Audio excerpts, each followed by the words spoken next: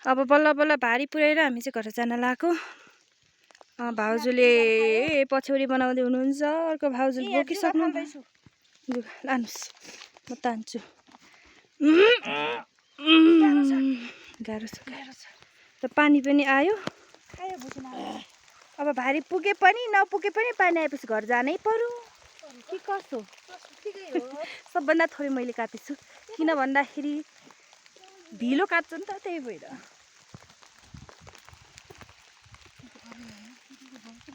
ल बोक्नुहोस्। के को जरा हो त्यो फेरि? ए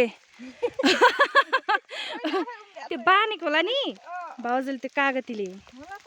कस्तो त्यो त फाल्नु पर्छ।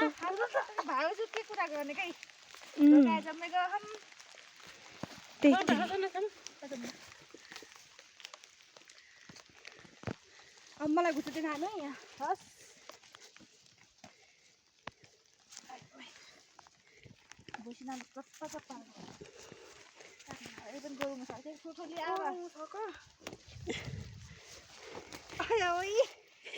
ल अब घरतिर जाऊँ।